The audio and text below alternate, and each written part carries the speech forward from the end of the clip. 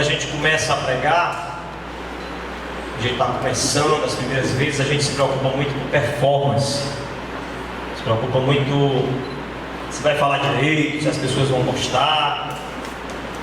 Mas o tempo vai passando e a gente vai mudando, e a preocupação é outra. A preocupação agora é de ter o temor e o tremor de saber a responsabilidade que eu tenho aqui diante de vocês. O assunto que vai ser falado é de extremíssima importância, e eu sinceramente temo e tremo aqui diante de vocês. Não estou à vontade, não estou tranquilo, porque sei do peso da responsabilidade. Não estou à vontade, não estou tranquilo, não porque esteja preocupado com performance. Não estou. Eu acho que já passei dessa fase. Vocês também devem passar da fase de esperar reconhecimento, tapinha nas costas. Nós não estamos aqui para isso. A gente está aqui para se expor e dar a cara para bater em nome do Senhor Jesus Cristo. Amém. E sofrer e pagar preço que Jesus pagou. E ele se envergonhou, ou ficou ali envergonhado na cruz, por assim dizer, mas aquela vergonha ele deixou de lado. Aquela vergonha ele desprezou, pensando naquilo que iria se produzir pelo seu sacrifício. Então eu gostaria que você esquecesse de mim. Eu gostaria que você, no final dessa mensagem, nem lembrasse quem pregou, mas que você lembrasse do que foi pregado. A minha oração é que você lembre do que foi pregado. A gente está se ligando muito em gente, a gente está se ligando muito em homens, a gente está, o pastor fulano é bom, o pastor ciclano é ruim. Não, é a mensagem, não é o pastor, é a mensagem. Se liga na mensagem, em nome de Jesus.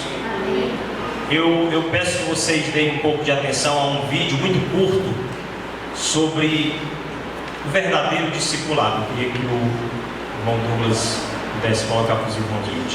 E faça discípulos. E se ide, parecesse menos com isto e mais com isso.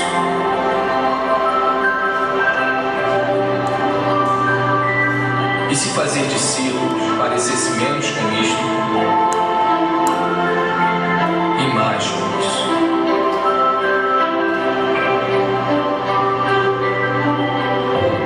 E se fazer menos eventos, encontros, prédios e grandes produções significasse menos estresse, despesas, dívidas, reuniões e angariações de fundo, nós seríamos mais livres para experimentar o seu amor,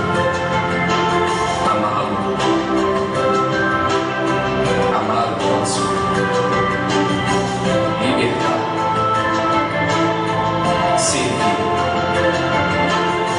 enviar.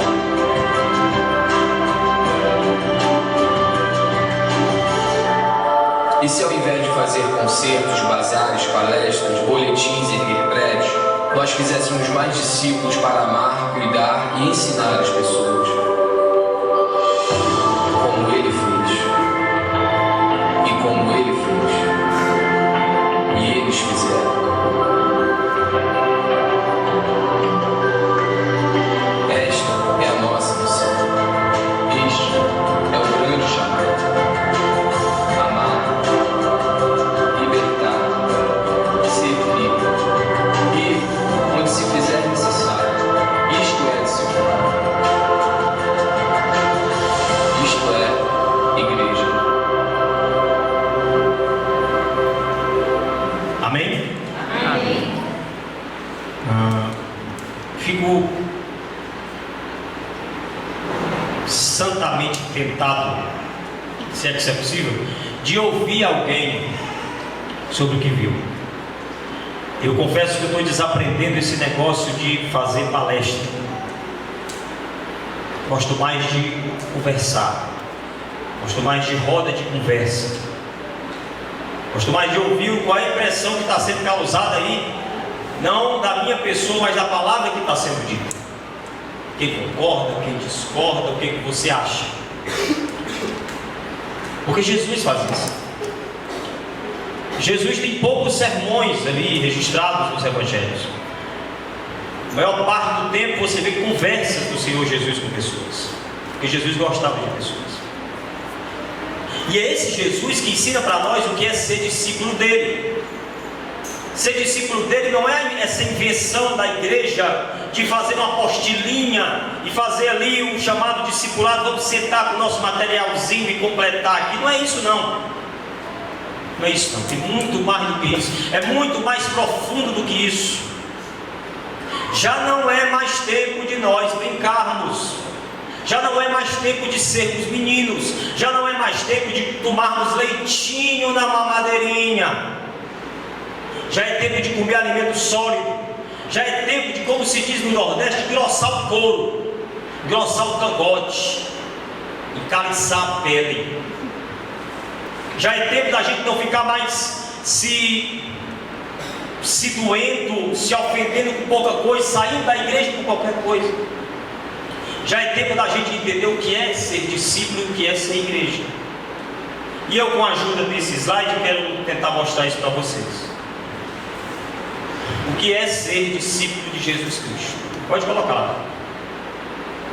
Em primeiro lugar, a gente vê aí uma revelação que é preciso acontecer. Uma revelação essencial, que eu chamei de essencial e fundante. Essencial porque tem que ter. E fundante porque ela que funda, ela que dá a fundação, ela é quem faz o alicerce para que se construa em nós um discípulo. Porque a gente não nasce discípulo, a gente nasce si mesmo. A gente nasce si mesmo. É isso que você é, é isso que eu sou, si mesmo. Mas Jesus nos chama para abandonar o si mesmo e nos tornar discípulos, e é Ele quem funda isso em nós, é Ele quem realiza isso em nós, é Ele quem produz isso em nós, e isso está em Mateus 16, 13 a 18. Eu queria que alguém, por favor, abrisse aí, todos abrissem, e eu vou pedir a alguém para participar, fazendo a leitura.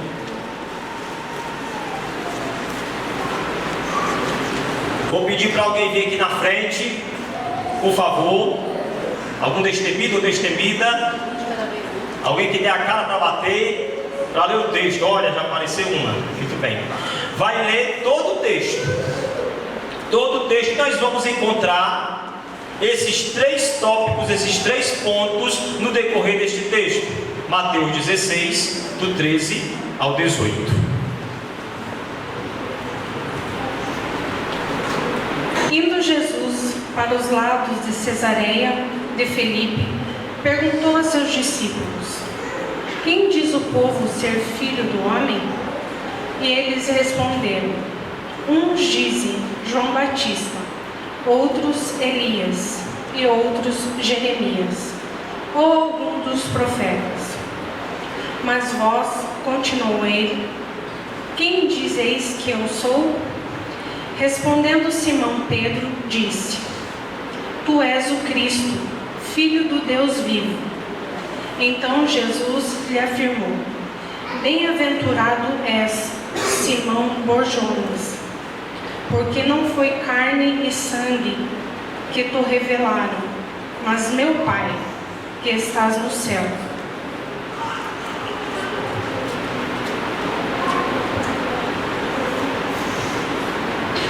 Também eu te digo que tu és Pedro, e sobre esta pedra edificarei a minha igreja, e as portas do inferno não prevalecerão contra ela.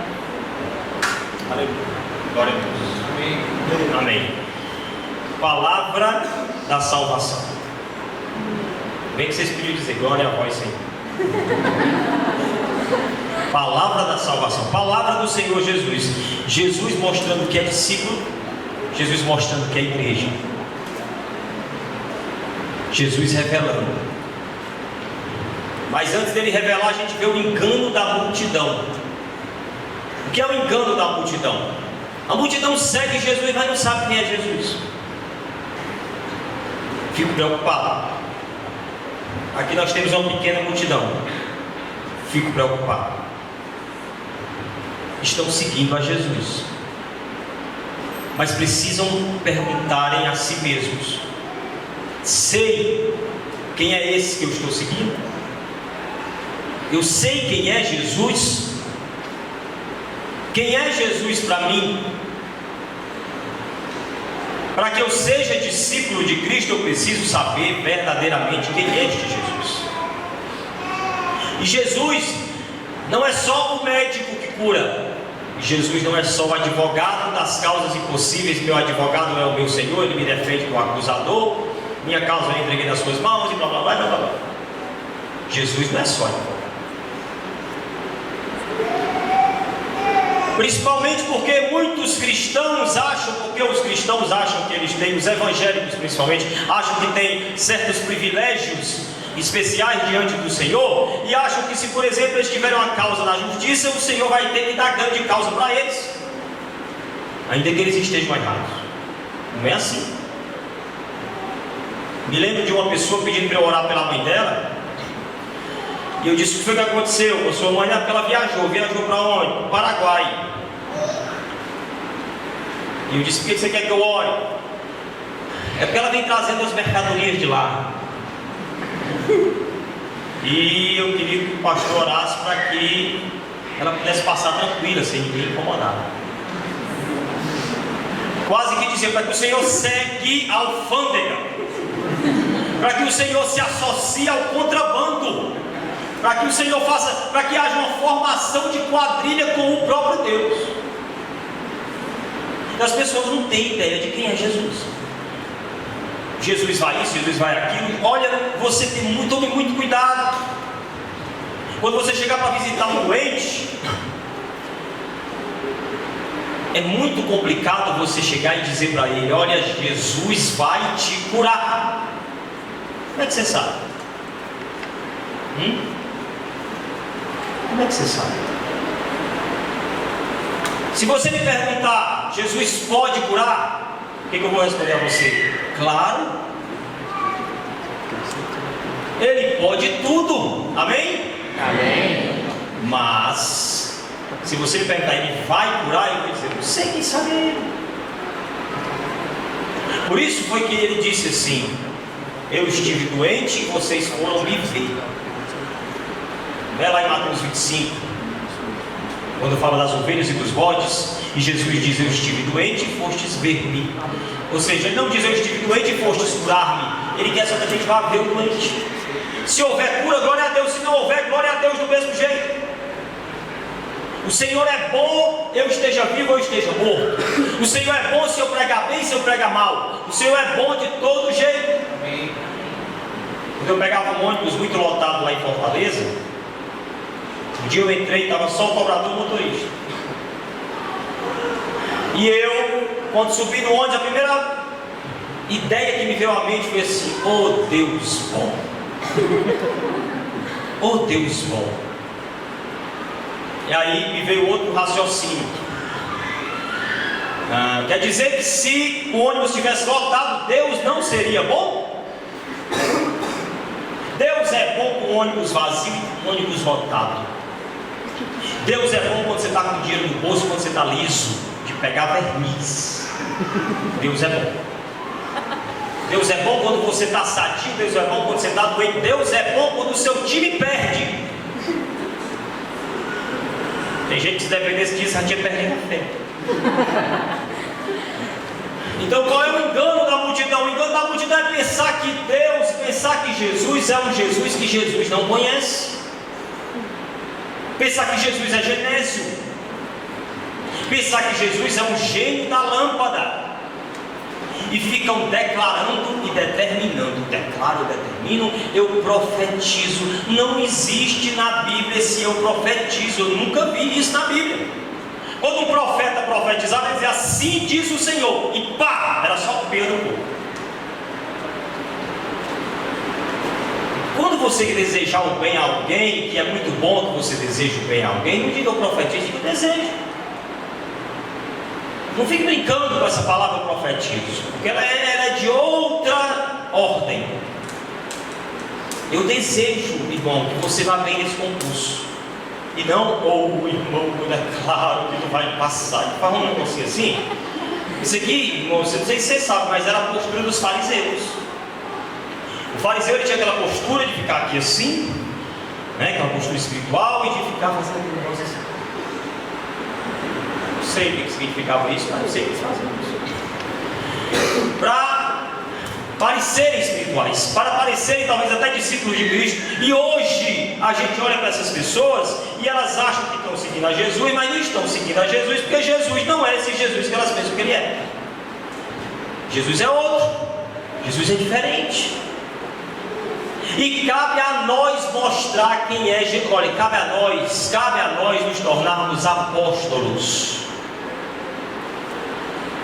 Mas não apóstolo, o cara que manda no bispo, porque hoje inventaram isso aí. Tem o pastor, tem o diácono, aí o pastor manda no diácono, aí o bispo manda no pastor, quem manda no bispo é o apóstolo. Não, apóstolo, segundo o que, a significação da palavra, apóstolo é simplesmente um enviado, um missionário. Alguém que foi enviado para anunciar Jesus onde Jesus não é conhecido.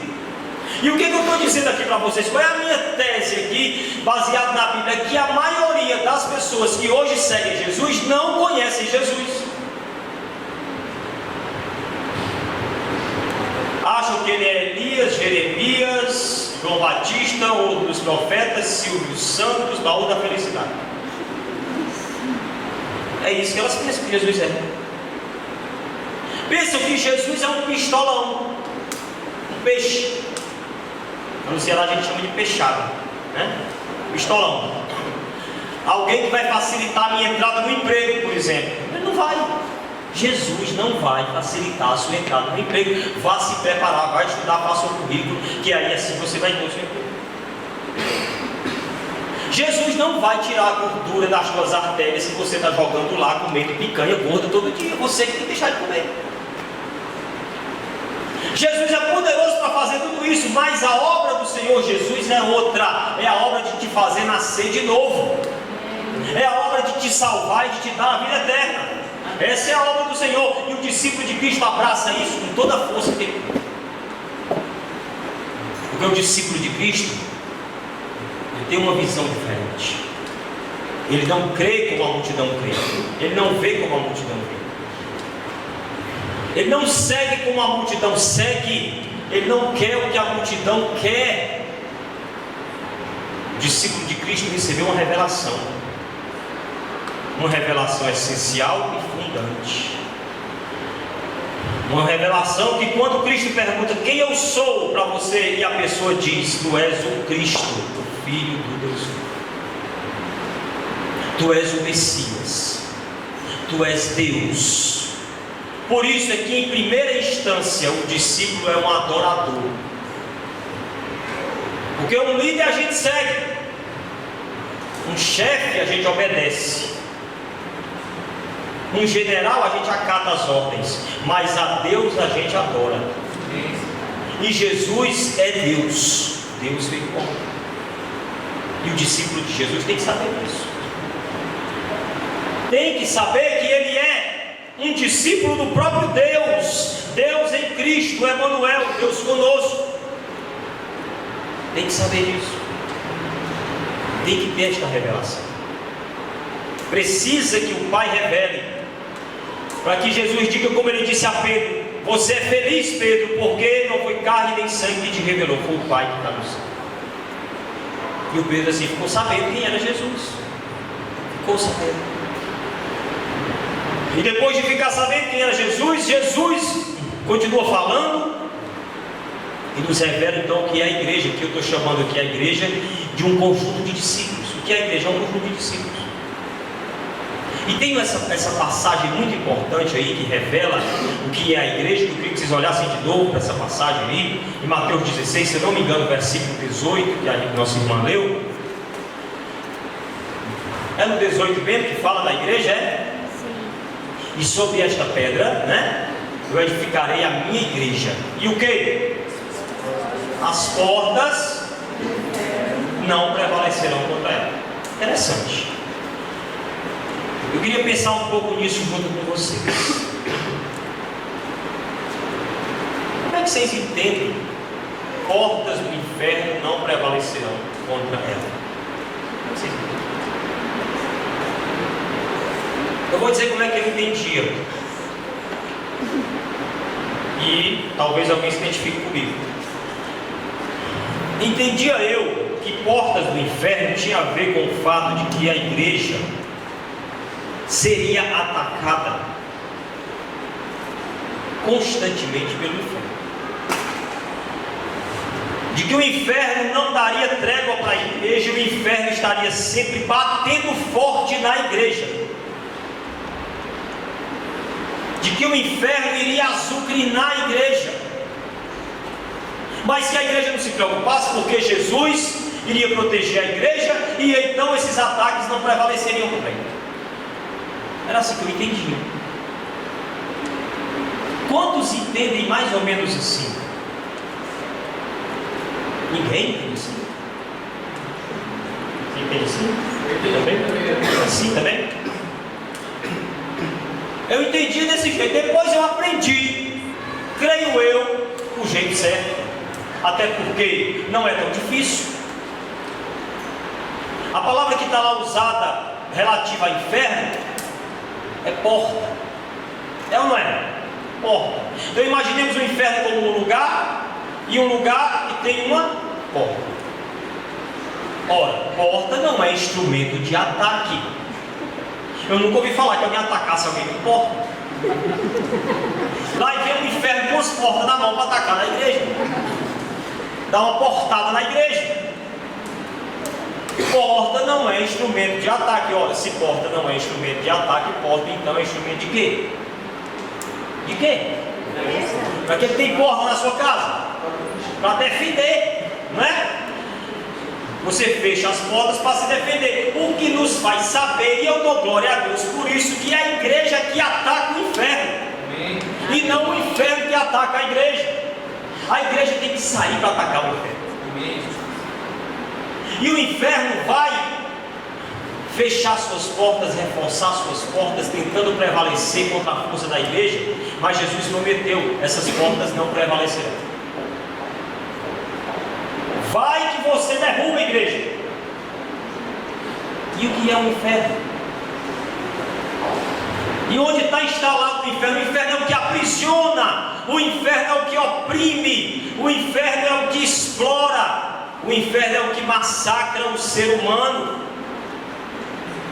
E nós estamos aqui todos bonitinhos. Tem algum feinho aqui? Levante sua mão. Todos arrumadinhos para estar mesmo, né? Estamos todos protegidinhos aqui, mas lá fora tem um monte de gente sendo oprimida pelo inferno. É por isso que um evento como esse aqui tem que ser realizado só uma vez mesmo por ano. Porque igreja não é lugar de abrigo, não é paróquia. Paróquia, lógica paroquial, lógica do abrigo. Igreja é lugar de quartel, igreja é lugar de aquartelamento, para a gente passar por aqui, treinar e sair para derrubar as portas do inferno.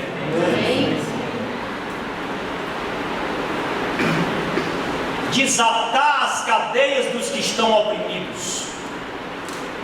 Você acha que alguém passando fome é vontade e plano do Senhor Jesus? Você acha que Jesus quer que alguém passe fome? Você acha que Jesus se alegra de ver pessoas excluídas, que não têm plano de saúde, que estão em filas enormes aí do SUS? Ele não se agrada disso, não. Jesus não se agrada. Isso tudo é porta do inferno. Gente afundada nas drogas, gente afundada no crack, gente matando gente, gente devorando gente. Isso tudo é porta do inferno. A igreja não pode ficar escondida dentro de um templo. Discípulo de Jesus é chamado para ir ao inferno. A igreja precisa ir ao inferno. A igreja não tem que ir para o inferno, tem que ir ao inferno. Porque ela não vai para ficar. E ela vai como cordeiro, ela vai como leão da tribo de Judá. Está na hora da gente parar de ficar nas nossas reuniõezinhas, nos nossos guetinhos evangélicos, irmão. Está na hora de se misturar. Por que que às vezes a gente pensa que não está? Porque o pessoal não amadurece, porque o pessoal não cresce. São tão meninos que se juntarem com outros que estão fazendo o que é errado, vão ser seduzidos e fazer o que é errado também. Não pode ser assim. O discípulo de Cristo tem que chegar no nível que ele entra no inferno e não se contamina. Como diz aí um rapper, um cantor de rap aí, eu ouvi, evangélico, que ele fala uma tal graça da garça. Não sei se alguém já viu esse vídeo aqui. Alguém já viu esse vídeo, a graça da garça? Ali, e ele fica, né? A graça da garça, né? E qual é a graça da garça? O que é a garça? Aquela ave, aquele pássaro muito branco, entra na lama, mas não se suja. A gente tem que ter a graça da garça. E para ter a graça da garça tem que ter a revelação de que Jesus é Deus. E crer nesta revelação com toda a força da sua alma. E entrar na igreja, ser discípulo, não com o projeto de ser bem sucedido. Isso aí é, pastor Jonas, me ajude aí, American Way of Life, é mais ou menos assim, né? Isso aí é um sonho americano. Jesus não está aqui para realizar os seus sonhos e os seus projetos. Você os enterre, faça-me um favor, porque são seus. E se são seus, não prestam. Fique com o sonho de Deus. Nós não estamos aqui, meus irmãos, para ficar tendo uma relação utilitarista com Deus, dizer Deus vai ser útil para mim para que eu possa ter sucesso, pelo amor de Deus. O sucesso do discípulo é morrer todo dia. Isso é o sucesso do discípulo. Se desgastar, se acabar. Eu não quero ficar me usando como exemplo, mas desde 2005 que eu sou assolado por um sintoma estranhíssimo que eu já tentei decifrar, já busquei ajuda. Aqui e lá eu tenho umas crises respiratórias terríveis e, por exemplo, está me pegando agora. E aí o que acontece comigo? Isso me desgasta. E muitas vezes eu pensei, eu vou desistir, eu vou parar com esse negócio de pregar, vou ficar escrevendo lá de casa que é melhor. Por isso eu recusei muitos convites de gente me chamando dos lugares. Eu não queria ficar, sei lá, preocupando as pessoas ou tirando a atenção da mensagem, o pessoal olhando para mim e vendo algum sintoma acontecendo. Eu tenho consciência dos sintomas que estão em mim. Eu não paro, não vou parar. Se tiver que morrer, morre. Discípulo de Cristo tem que ser assim. E eu não me acho discípulo de Cristo. Se desligar, eu vou piorar no meu sintoma. Liga esse negócio aí, por favor. Porque eu estou todo suado no sul do Brasil. O cearense suado no sul do Brasil. Mas eu aprendi que não tem jeito, irmão. Servir a Jesus mata o nosso corpo. Servir a Jesus acaba com a gente. Olha que frase estranha que eu estou dizendo para vocês. Pegue a história do samaritano. Quantos passaram pela estrada e viram cair? Quantos? 3. Quantos pararam? Quantos se desgastaram? O cara desceu do burro dele, botou o outro em cima e saiu a pé. Quando sirvo a Jesus, saio mais cansado, saio mais pobre, porque ele tirou dinheiro e pagou. O cara quer servir a Jesus, fica andando de Porsche e bota lá o adesivão. Isso aqui foi Deus que deu. Você quer porque eu sou fiel ao Senhor, né? Seja fiel que o Senhor te prosperará. Não, o convite de Jesus é para morrer todo dia. Quem quiser ganhar a sua vida, perderá. E quem perder a sua vida por amor de mim, já ganhou. Porque vida não é isso aqui não. Vida não é essa coisinha que a gente pensa que é vida, não. Tem outra vida, chamada vida abundante que o Senhor quer nos dar. Que é a certeza de salvação. Que é a certeza de que nós estamos servindo a um Deus vivo. Que é o prazer de você se abaixar para levantar o caído.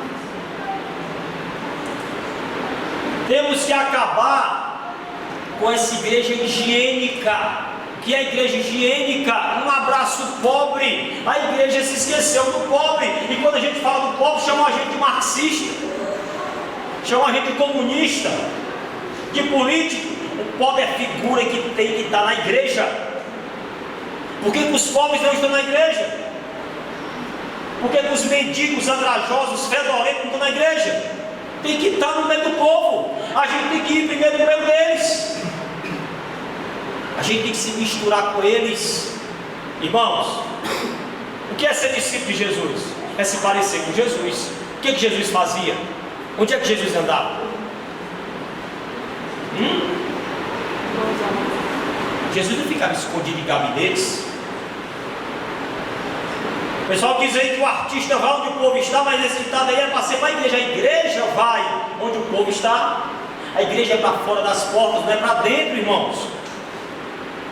Esses momentos aqui são esporádicos, é uma comunhão esporádica, mas o dia a dia é o que conta.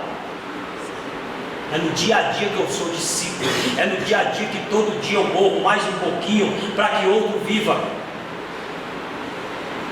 É no dia a dia que eu dou a minha outra face. É no dia a dia que eu perdoo 70 vezes 7. Irmão Douglas, passe aí no próximo para a gente ver. 3 condições, Mateus 16, 24 ao 26. Outra pessoa vem aqui na frente me ajudar. Mateus 16, 24 a 26. São 3 condições aí para ser discípulo. Quem é que pode vir? Muito bem. 3 condições para sermos discípulos do Senhor Jesus. Então Jesus disse a seus discípulos: se alguém quiser acompanhar-me, negue-se a si mesmo, tome a sua cruz e siga-me. Pois quem quiser salvar a sua vida, a perderá, mas quem perder a sua vida por minha causa, a encontrará. Pois que adiantará o homem ganhar o mundo inteiro e perder a sua alma? Ou o que o homem poderá dar em troca de sua alma? Amém. A gente lê tanto isso aí e não percebe a profundidade que esse negócio tem. A gente lê isso aí com um mecanismo de negação ligado na cabeça. Porque diz: eu não vou entender, eu não vou entender, eu não vou entender, eu não quero entender, eu não quero entender, eu não quero entender esse negócio. Eu só quero o Senhor, meu pastor, e nada me falta nada. Eu só quero o versículo mais mal utilizado da Bíblia, que, tirado do contexto, se transforma em heresia. Você nunca pode usar Filipenses 4,13 sozinho, é heresia. Heresia. Você não pode nem andar com uma camisa, como eu já vi, com FP 4,13, Filipenses 4,13. Como eu já vi muitos carros também usados como amuleto de macumba gospel, né? Aí o cara bota lá: tudo posso naquele. Por que eu estou dizendo que é heresia? Não é difícil não, eu não sou teólogo. Eu já disse ao pastor Jonas que eu ia rasgar o verbo aqui, ele me corrija depois. E o pastor Wesley depois me corrige aqui, se estiver falando alguma besteira. Você pode tudo, meu filho. Pode? Pode? Tem certeza? Nem tudo te convém, então você não pode. Se eu pegar esse texto, tudo posso naquele que me fortalece, aí Jesus me fortalece, sei lá, alguém me fortalece, Deus me fortalece, eu tudo posso. Posso tomar o marido da minha vizinha, é tudo, faz parte de tudo, faz, tudo é tudo e nada é nada. Já dizia o grande filósofo: tudo é tudo e nada é nada. Ele que é irmão e seguidor daquele outro filósofo que dizia que uma coisa é uma coisa e outra coisa é outra coisa. Então, dentro do tudo tem tudo. Já está dizendo: tudo é tudo. Então eu não tudo posso naquele que me fortalece. Não posso tudo naquele que me fortalece. Paulo não estava dizendo que podia tudo me fortalecer. Paulo estava dizendo que podia passar escassez, passar fome, passar frio e também ter momentos de conforto e de fartura. Ele estava dizendo isso. Você não pode ler o 13 sem ler antes o 12. O pessoal lê muito mal a Bíblia, e a Bíblia mal lida é pior do que a Bíblia não lida. Era melhor nem ler. que nós aqui pecamos e falhamos porque nós somos os responsáveis por ensinar, mostrar quem é esse Jesus para as pessoas. Temos que mostrar. E esse Jesus diz: quem quiser ser meu discípulo. Então tem um querer. Tem um querer. Eu não sei se estou conseguindo, me preocupo se estou ou se não estou, mas não sei se estou conseguindo transmitir a vocês algo do que é ser discípulo. Mas espero em Deus que esteja conseguindo, para que você entenda a dimensão do que é ser discípulo. E é profundo, e é simplesmente terrível ser discípulo de Jesus. Tão terrível que ele diz, que ele compara, que ele em algum momento diz o seguinte: você, preste bem atenção, calcule para ver se você aguenta. E compara. Porque o homem que vai construir uma torre, ele calcula antes, porque se ele não calcular antes, ele vai se envergonhar, porque não vai conseguir terminar a torre. Vocês conhecem esse texto, né? Mas nem todo mundo sabe que está ligado ao discipulado. Jesus disse isso no contexto do chamado ao discipulado. Ou seja, se você quiser vir, venha, mas saiba que tem cheiro de morte do eu, de morte do si mesmo, de morte de projetos, de morte de sonhos, de morte de caprichos, de morte de mimos, porque você e eu, nós fomos construídos em um si mesmo terrível, primeiro pela natureza pecaminosa e depois pelo fato de que os nossos pais e a sociedade nos moldaram e nós nos tornamos um si mesmo.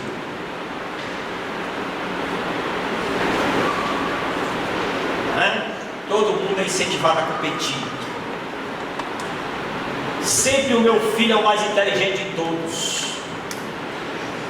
É incrível como todo mundo tem uma criança para usar como exemplo. Olha, o meu sobrinho já anda, ele já fala. O meu com 6 meses falou, não, o meu com 5 falou. Eu não gosto de ficar me gabando, mas o meu aos 3 meses ele já sabia ler. Mas ele não contava para ninguém, ele fazia leitura silenciosa e ficava na dentro. Então ninguém pode me provar o contrário. Mas o pessoal tem essa coisa e vão incutindo isso nas crianças. Criança virada, e depois vai querer competir, depois vai atrás do famigerado sucesso. Quando chega na adolescência, quer ser o melhor jogador, quer ser o mais pegador, a mais pegadora também. Agora estão querendo ser a mais pegadora também. Quer tirar as melhores notas, quer receber a famigerada medalha de honra ao mérito, o quadro de honra da escola, o troféu, as turmas especiais, em primeiro lugar, em medicina. Si mesmo, si mesmo, si mesmo e si mesmo, e mais um pouquinho de si mesmo. Gente sendo exibida como troféu. Gente sendo reduzida à categoria de objeto. O Senhor Jesus nunca planejou isso, nunca quis isso. Por isso é que ele diz: nega essa desgraça. Só quem quiser. Quem quiser vir após mim não poderá vir de qualquer jeito. Quem quiser ser meu discípulo não poderá ser meu discípulo de qualquer jeito. Quem quiser ser meu discípulo vai ter que abrir mão de si mesmo. Porque essa praga do si mesmo, irmãos, prestem bem atenção, a gente traz para dentro da igreja. Aí a gente acha que as nossas competências e habilidades e qualidades que nós usamos lá fora para impressionar os bestas, a gente vai usar dentro da igreja para impressionar Deus. Ei, Senhor, eu estou cantando para ti. Veja como eu canto bem, porque ao Senhor tem que ser dado melhor. Deus se agrada de gente desafinada. Deus se agrada de gente desafinada, mas que canta com sinceridade. Eu costumo dizer uma coisa, que num dos lugares onde vai ter mais gente talentosa é no inferno. Eu não sei como é inferno, também não quero saber, mas eu sei que vai ter muita gente talentosa lá. Porque parece que o talento, quando tem um talento junto com uma pessoa que não negou a si mesma, é uma desgraça.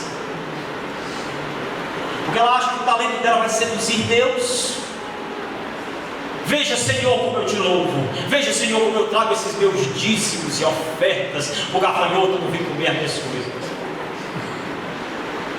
O meu filho não adoecer, como se estivesse adorando uma divindade pagã, que eu tenho que sacrificar ela para poder aplacar a ira dela e ela não matar meus filhos. Pelo amor de Deus, Deus não é assim. Em Jesus nós vemos Deus, e Deus não é desse jeito. E nós não seduzimos Deus, não conquistamos Deus. Não há nada que você faça que o torne mais digno de Deus. Deus já fez e está feito, está consumado lá na cruz. Está feito, rapaz. Para de se desgastar querendo impressionar Deus. Tem que impressionar Deus. Você não impressiona Deus, não. Baixemos a nossa mão. Deixemos, creiamos na suficiência do sacrifício de Cristo na cruz. Creiamos no sangue do Senhor Jesus Cristo, o poder que há no sangue, esse sangue que foi derramado desde a fundação do mundo. O mundo só existe porque o sangue foi derramado antes da fundação do mundo. Porque antes da doença do pecado chegar, o remédio já tinha sido dado. Nós temos que entender isso. Quando a gente não entende isso, o pessoal precisa ser evangelizado de novo. A gente precisa voltar de novo às bases e às raízes do Evangelho. Precisamos voltar a crer no poder do sangue. Do teu pecado te queres livrar. O seu sangue tem poder. Sim, tem poder. Almejas tu do maligno escapar? Terás no seu sangue poder. Queres entrar no serviço real? É no sangue. Tudo é pelo sangue de Jesus, irmão. Ai, pastor, pregador. Eu prefiro que você chame de Bernardo. Eu acho Bernardo não mais bonito do que pastor. Pode chamar de Bernardo. E o que a gente faz então? A gente tem uma ânsia de saber o que a gente faz. A gente quer conquistar a salvação. O que a gente faz? A gente tem fé. A gente crê. A gente crê e toma posse desta bênção que está no sangue do Senhor Jesus Cristo.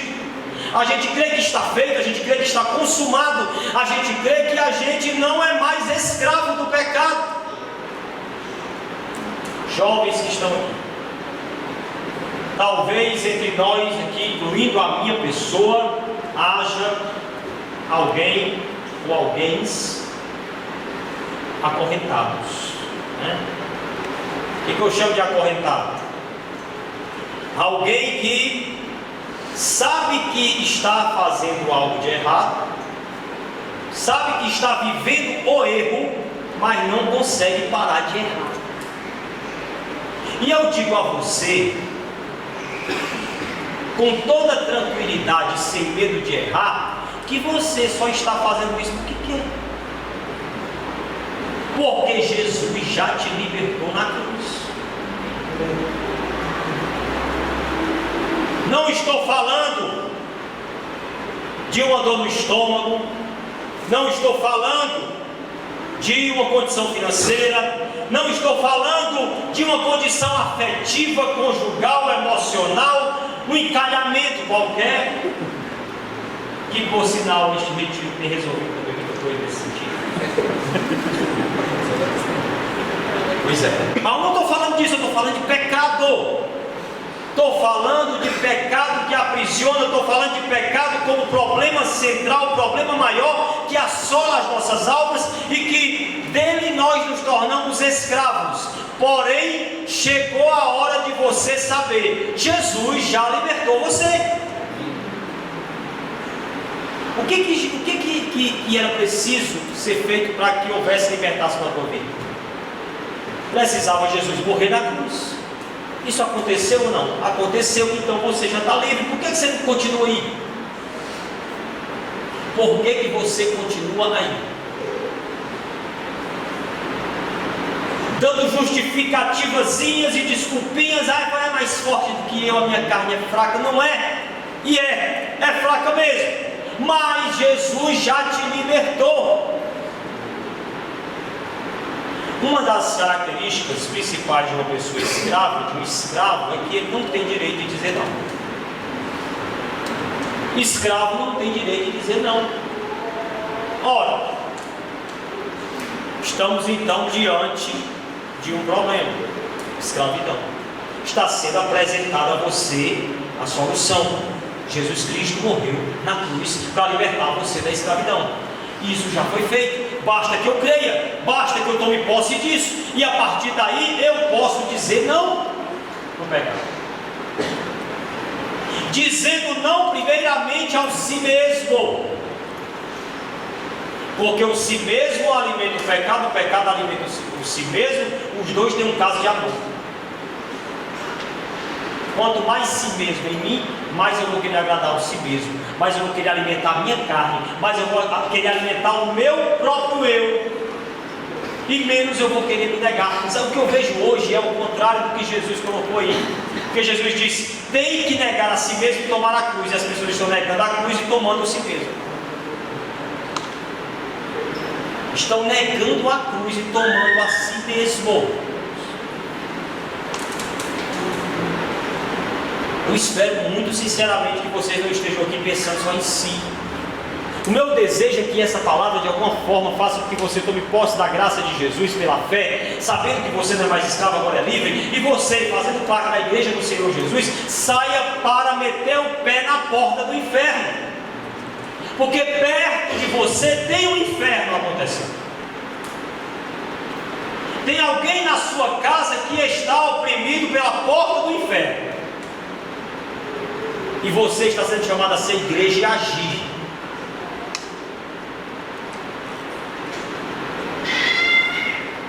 Tem muita coisa que Deus determinou que a igreja que tinha que fazer, e a igreja fica devolvendo para Deus. Deus diz: é vocês que fazem. Não, o Senhor faz. Senhor, vai lá no hospital e visita aquele doente. O Senhor diz: não, é você que tem que ir.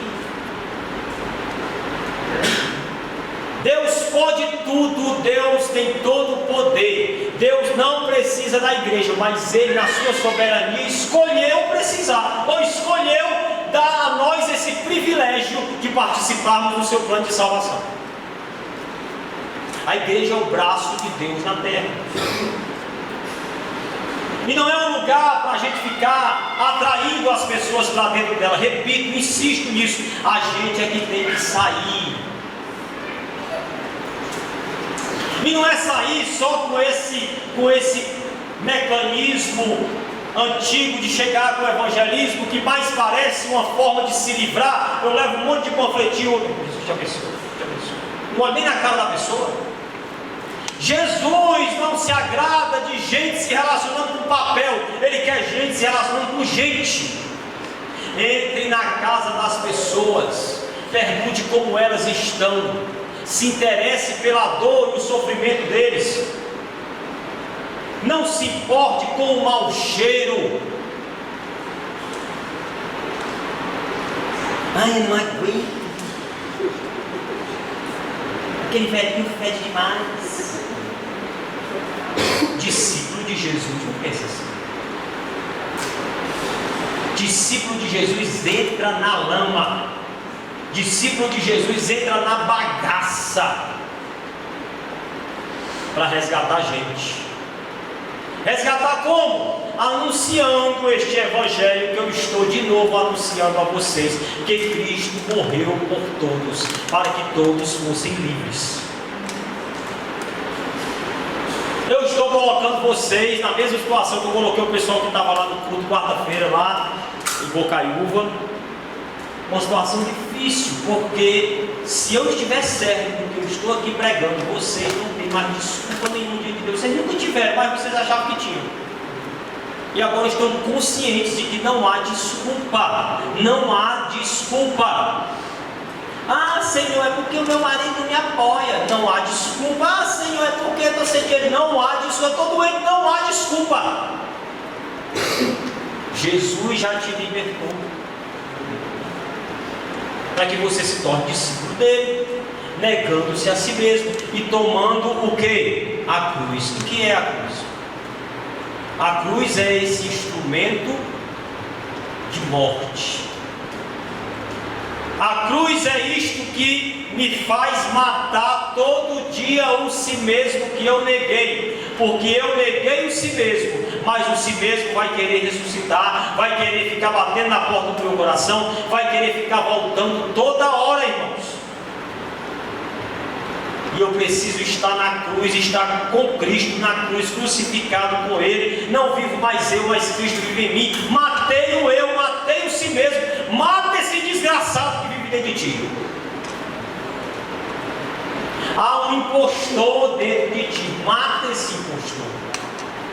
Mata essa impostora. Mata este que está contaminado pela herança do pecado. E mata como? Mata pela fé. Mata crendo na suficiência do sangue do Senhor Jesus Cristo. E aí quando você quiser, sabendo que vai ter que negar a si mesmo, sabendo que vai ter que tomar a sua cruz, aí você vai se tornar um discípulo. Eu tenho até que horas, hein, meu filho?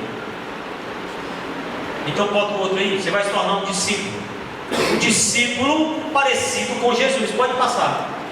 Um discípulo que vai seguindo Jesus no caminho que Jesus vai. Para onde Jesus foi? Para a cruz, no Calvário.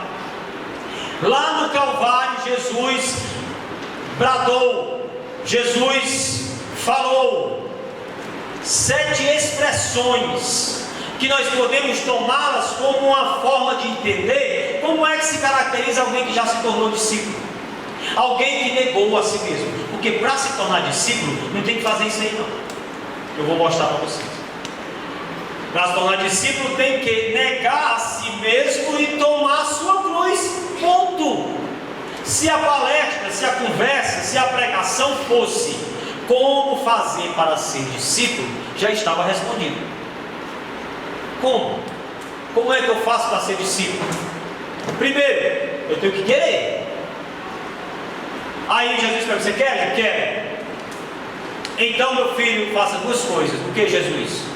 Você negue-se a si mesmo e tome sua cruz. Aí você pode vir, já é meu discípulo. Amém? É simples ou não é? É simples, é por isso que assusta, porque ninguém gosta do simples. A gente não gosta do que é simples. A gente é igual o Naamã. Sabe o Naamã? Aquele cara leproso que foi ser curado pelo Eliseu. E quando chegou lá, o Eliseu disse: manda esse cara tomar banho. Né? Foi entendeu o cara, vai, manda ele tomar banho, ele dá 7 mergulhos no Rio Jordão. E ele disse: não, mas eu pensava que o Eliseu vinha aqui fora e ia levantar as mãos para o céu e ia invocar o Senhor. Tem que fazer um lance na voz, né? Oh, meu Deus, tem que fazer uma coisa assim. Teatrozinho. Aí ele pensou que ele ia fazer isso. Ele não fez, ele ficou com raiva, porque ele não acreditava na simplicidade. É muito simples. E Jesus é assim, muito simples. E é simples e ao mesmo tempo terrível ser discípulo, porque tem que querer. E se você quiser, tem que negar a si mesmo, tem que tomar a sua cruz, já é discípulo. Aí quando você tomou a cruz, já é discípulo na seguinte: Jesus, você vai parar ali. É ali que você vai parar. Como? Você vai ser como Jesus. Como é que Jesus é? Jesus é aquele homem que está lá na cruz, sendo castigado, sendo humilhado, sendo injustiçado, e abre a sua boca e diz: Pai, perdoa, porque eles não sabem o que fazem. Então você vai ver em si, você vai ver em si mesmo uma capacidade de perdão, um perdão que se renova todo dia. Ah, mas é porque você não sabe o que ele fez. Ah, mas é porque não merece. Ora, meu querido, minha querida, meu amigo e minha amiga, perdão é para quem não merece. Não é não? Se é perdão é porque é para quem não merece. Para quem merece é desculpa. Cheguei atrasado porque o trânsito estava ruim, expliquei, aí peço desculpa. Isso aí é algo que merece desculpas. O cara está merecendo, então desculpa. Tire a culpa dele, desculpe ele não tem culpa. Mas eu fui em determinado lugar, vi uma carteira tão bonitinha ali, dando soco olhando para mim, dizendo essa carteira, está me chamando essa carteira. Aí eu vou lá e pego a carteira. Peguei a carteira, roubei. Irmãos, por que alguém rouba? Essa pergunta é filosófica, a resposta é filosófica. Eu podia bem pedir para a Vitória responder, mas ela não está aqui, né? Por que alguém rouba?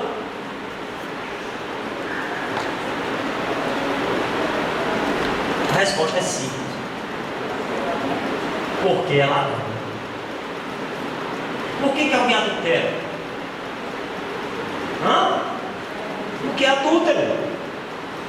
Não é porque meu marido não me dava atenção.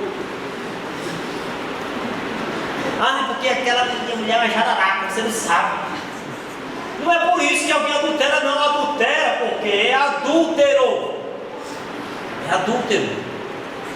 Rouba porque é ladrão. E aí, uma pessoa numa condição dessa, não tem como você desculpar. Você tem que perdoar. Perdão é algo que você dá para quem não merece. Se tu esperar alguém merecer para dar perdão, não vai dar nunca. Porque os homens que estavam ali diante das 3 cruzes e ouviram Jesus dizer, Pai, perdoa-os, eles não mereciam. Inclusive, cuidado com esse negócio de merecer, porque tem gente ainda que acredita que a gente tem que fazer por merecer as bênçãos de Deus, não, Senhor. Senhor, me dá o que eu mereço. Quem orar assim, me dá o que eu mereço, vai ser desintegrado na hora. Porque é isso que você merece. E eu também. Nós estamos vivos por causa do sangue do Senhor Jesus. Então, quando eu chego na cruz, quando eu chego no Calvário, quando eu segui Jesus, porque eu quis, porque eu neguei a mim mesmo, porque eu tomei a minha cruz, cheguei na cruz de Cristo, eu encontro perdão. Não o perdão que Ele deu a mim, porque isso eu já encontrei. Eu encontro a condição de perdoar. Eu encontro a visão que vem no outro. Jesus olhou para o ladrão que estava do lado dele e viu bem ali. Viu a possibilidade daquela pessoa estar hoje mesmo no paraíso. Eu não vou entrar no mérito se tinha uma vírgula, se não tinha uma vírgula, grego, hebraico, eu não quero saber disso. Eu só quero saber que Jesus olhou para o cara que era ladrão e viu nele a possibilidade de paraíso. O discípulo de Cristo, ele olha para as pessoas com essa fé, com essa convicção de que por mais que alguém diga, esse cara não tem jeito, esse cara aí é um caso perdido, pau que nasce torto, morre torto, e até a cinza é torta. Tem gente que diz assim. Pois o discípulo de Cristo não pensa assim, ele olha para os outros com o olhar do bem. O discípulo de Cristo, ele se torna um instrumento de vinculação. Estou tirando isso aí daquele momento em que Jesus olhou para João, que estava perto de Maria, e disse para ela, olha, eis aí a tua mãe, mulher, eis aí o teu filho. Juntou 2 pessoas. O discípulo de Cristo, ele se torna assim, alguém que vincula as pessoas, alguém que junta as pessoas, alguém que se transforma em instrumento de comunhão e não de contenda. Tem gente que dá uma boiada para fazer uma briga entre 2 pessoas. Tem um texto em Provérbios que diz que tem 6 coisas que o Senhor odeia e que a última ele abomina. Eu não me lembro das 6 coisas que ele odeia, mas me lembro da 7ª que ele abomina. E o que ele abomina é aquele que semeia contenda entre irmãos, né? Chega aqui no Luiz faz, sabe, Guilherme disse que tinha, aquele Guilherme não te contava. Isso, pode olhar para ele. Guilherme é terrível. Aí o Luiz vai me dizer, eu sabia, eu sabia, ele nunca me enganou. Aí daqui a pouco eu vou lá no Guilherme e digo mesmo, olha, Guilherme, mas aquele Luiz é muito ingrato. Eu acredito que ele estava falando de ti para mim. Que coisa terrível. Ora, alguém que age assim, como eu estou aqui teatralizando, Deus abomina. Não é discípulo de Jesus. Discípulo de Jesus é instrumento de vinculação das pessoas. Discípulo de Jesus é alguém que pode dizer, eu sou apenas homem, mas não fugirei. O que significa isso? É aquele momento que Jesus disse: tenho sede, eu tenho necessidades de homem, de pessoa. Eu não vou achar que eu sou um Superman. Eu posso dizer que tenho medo, eu posso dizer que está doendo. Vamos acabar com esse misticismo, com essa ideia tosca e maluca de achar que a palavra da sua boca tem algum tipo de poder, pelo amor de Deus. Passa avião aqui em cima. Passa por aqui, é rota de avião não? É? Hã? Deve ser, né? Vai cair um avião daqui a pouco. Não caiu. Não tem esse poder místico na palavra da gente. A gente tem que acabar com isso. Tem a ver isso com o que eu estou dizendo. É que às vezes a gente está tão mal, está tão para baixo, está tão doído, está tão sofrido, porque a gente fica assim. E alguém pergunta: como é que você vai? E aí você diz: eu não estou bem. E a pessoa diz: não, irmão, tem que estar bem. Para de palavras más, irmão. Que eu saiba, a palavra mais mentira. Se vai dizer que está bem sem estar, ele está mentindo. Discípulo de Cristo não mente. Jesus, como é que você está aí nessa cruz? Estou com sede. Ele não negou. Mas quando quiseram atacar a sede dele com vinagre, ele disse: eu não quero vinagre. Eu quero matar minha sede com aquilo que mata a sede. Discípulo de Cristo mata a sede com aquilo que verdadeiramente mata a sede. Discípulo de Cristo não precisa se drogar. Discípulo de Cristo não precisa encher a cara de bebida. Discípulo de Cristo não precisa viver de balada em balada. Discípulo de Cristo não precisa viver trocando de relacionamentos, tentando aplacar uma sede que só se aplaca com Cristo. E ele já matou essa sede, porque ele já tomou Cristo. Então ele diz: eu tenho sede, eu estou mal agora, mas eu vou negar tudo aquilo que vier para tentar me seduzir, para tentar me enganar nesse meu momento de fraqueza. Eu só quero Jesus aqui. Isso é o discípulo de Cristo.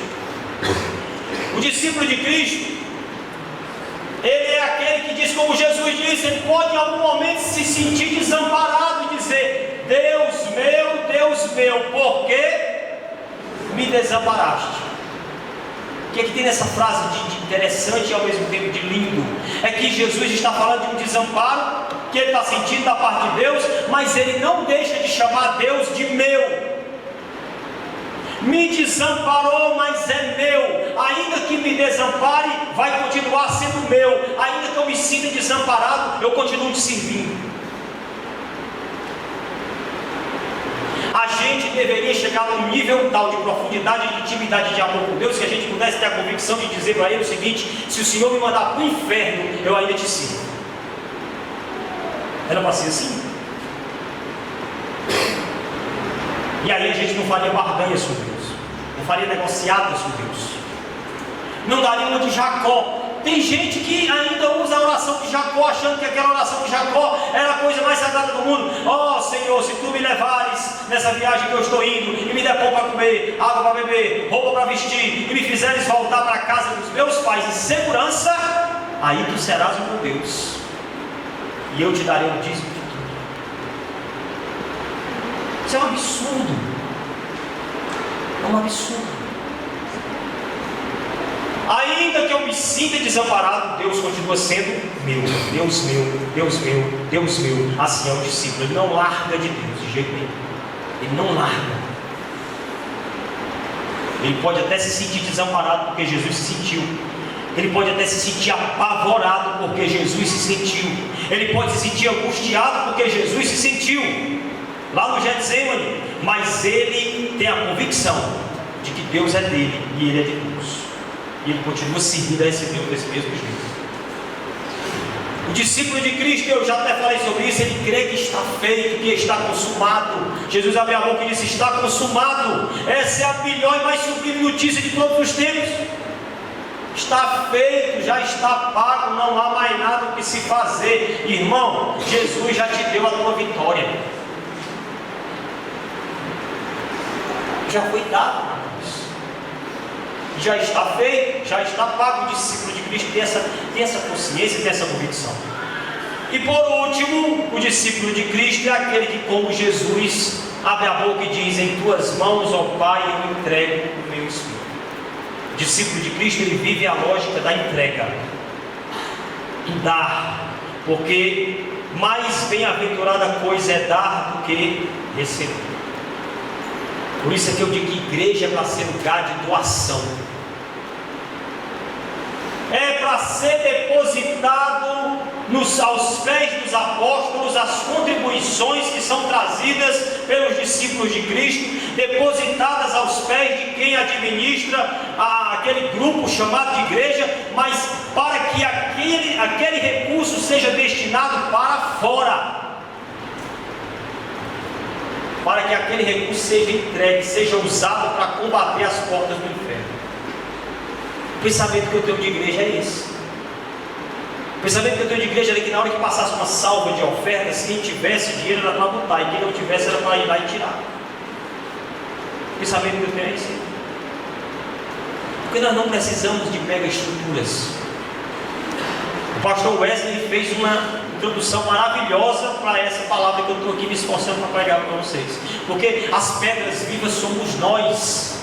Jesus é quem constrói o templo da morada do Pai, Ele constrói conosco. Ele não habita em templos feitos com mãos humanas. Então, a igreja do Senhor entrega para ver gente sendo salva. Os discípulos de Cristo, eles gostam de gente. Eles não se apegam muito a prédios. Entendeu? Porque o prédio ele só serve para a gente não cantar na chuva. É importante, porque não é legal cantar na chuva. Só serve para isso. Porque se não fosse para isso, em qualquer lugar onde 2 ou 3 estejam reunidos em nome de Jesus, sendo eles discípulos, ali é a igreja. Jesus está no meio deles. Jesus está no meio deles. Eu quero terminar agradecendo ao Senhor pela misericórdia dele, ter me dado a condição de dizer tudo que eu disse, e ao mesmo tempo pedindo a Ele, ao seu Espírito, que toque no coração de vocês, especificamente em relação à questão do querer. Quem quiser, eu não vou chamar vocês aqui à frente para perguntar quem quer, mas incentivo, estimulo, peço, sugiro que aí mesmo onde você está, se você ainda não pensou nisso no decorrer dessa mensagem, que você pense agora, se você quer. Se você quer. O Evangelho foi anunciado a vocês de novo ou pela primeira vez, não sei. De novo vocês estão sendo apresentados a uma escolha, a uma decisão. Qual é a decisão? Quero ou não quero ser discípulo de Cristo?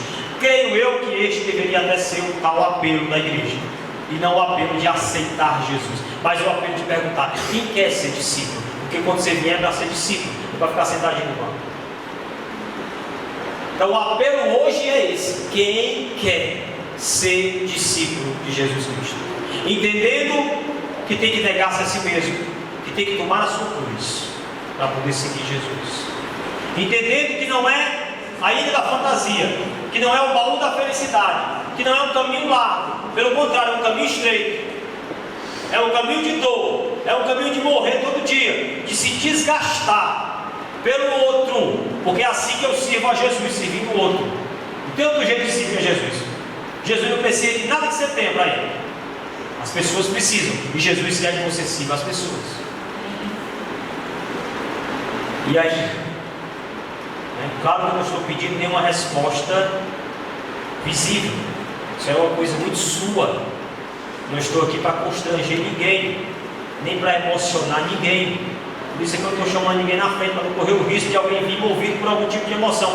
Mas se você ir no seu lugar consciente, sabendo o que está fazendo, na sua lucidez, na sua saúde mental, entenda o que é ser discípulo de Cristo e responda aí onde você está. Se você quer ser discípulo de Cristo. Quem quiser, negue-se a si mesmo, tome sua cruz e siga-me, disse Jesus. Vamos ficar de pé. Vamos ficar de pé, e aí você, se desejar, poderá responder isso para Jesus, orando. Aí eu quero agora abrir esse espaço para os que gostam de vir à frente. A igreja de Jesus, ela é multiforme. A igreja de Jesus, ela não tem uma maneira só. Há pessoas que gostam de orar no seu lugar e outros que gostam de vir à frente. Ambos estão corretos. O que vem à frente porque tem a sua razão, e o outro que fica porque tem a sua razão. E o importante é que os dois são ouvidos pelo Senhor Jesus. Então, se houver alguém que está desejando vir aqui mais para frente, para a gente orar junto, pode vir. Se não, você pode permanecer no seu lugar, que fará o mesmo efeito. E agora eu incentivo você, não posso dizer a você o que orar e como orar, mas incentivo a que você trate o que foi conversado nessa noite com você. Trate um pouco com o Senhor Jesus a respeito daquilo que você ouviu. Vamos ficar em silêncio um pouco.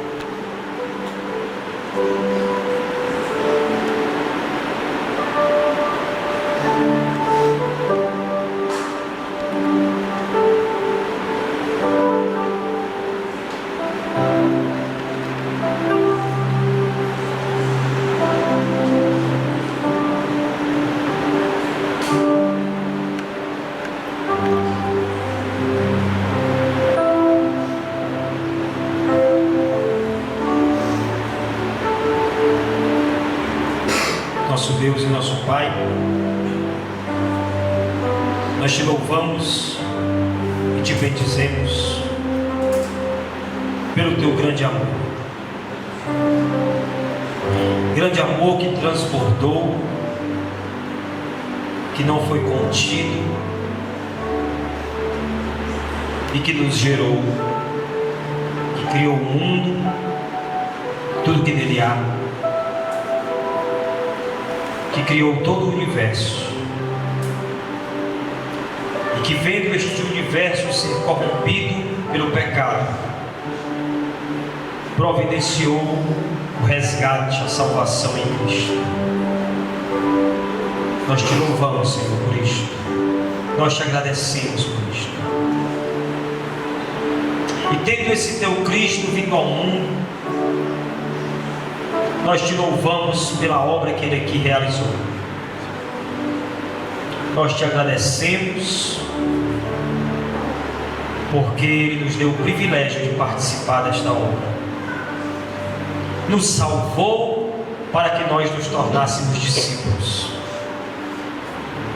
Aqui está um grupo de pessoas também amadas por Ti, por quem também o Senhor providenciou a salvação, dando o teu Filho amado para morrer por cada uma delas, para morrer por cada um de nós. Aqui está um grupo de amados por Ti. Obrigado por isso. Aqui está um grupo de pessoas que têm ouvido a Tua palavra e não é de hoje. Aqui estão pessoas cujos corações só o Senhor conhece. E sabendo disso, eu te peço, eu te suplico, Pai, que estes corações sejam todos convertidos a Ti, que se tornem corações de discípulos e de discípulas do Senhor. A minha oração, Senhor, é que estas pessoas se convertam todas em discípulas do Teu Filho. Pessoas que negam a si mesmas, pessoas que tomam sua cruz, pessoas que não vivem de reivindicações e de exigências a Ti, mas que dia a dia esmurram o seu próprio corpo por amor de Ti, sabendo, ó Pai, que naquele grandioso dia Tu transformarás o nosso corpo de humilhação para ser conforme a imagem e a semelhança do corpo de glória do Senhor Jesus Cristo.